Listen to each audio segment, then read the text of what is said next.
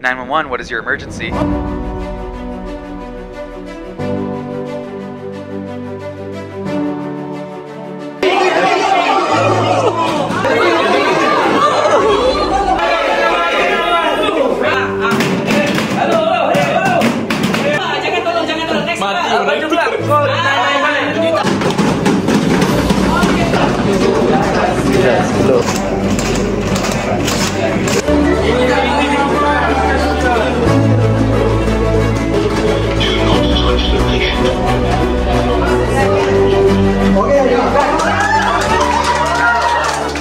So gulung saja, sambung sampai habis. Maknanya bawah kejap ni selitkan. Okey? Sebab apa? Sebab kita nak bagi pressure dekat sini. Fendi duduk atas kaki dia.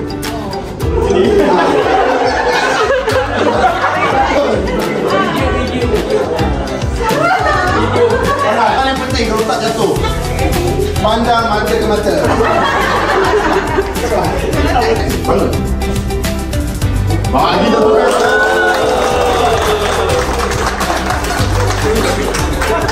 Tak bawah tangan, mangsa bagus mangsa. Lock tangan. Kalau dia pegang duduk.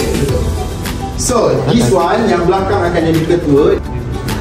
Bagi dah bukan sikit abang kita. Okey, tangan dekat sini. Yes. Ini siapa? Bagi dah bukan sikit.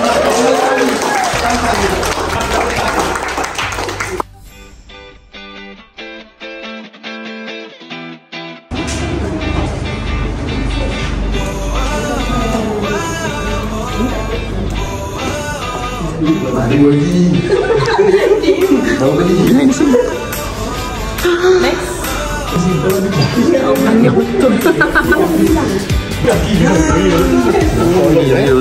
Ini bau terkeluar tu. Ini dia. Mangsa keadaan. Bagaimana mungkin 3 mangsa?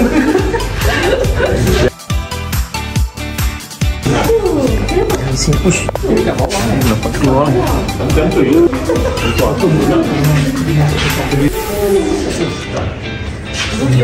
Ini kena parang ni.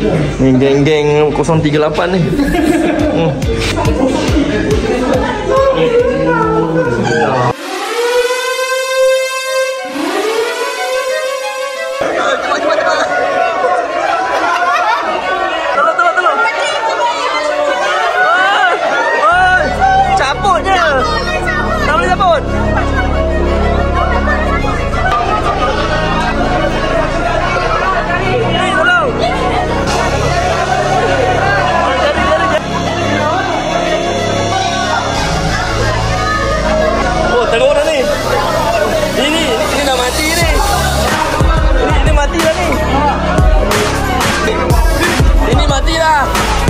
Ini dah mati. Wah.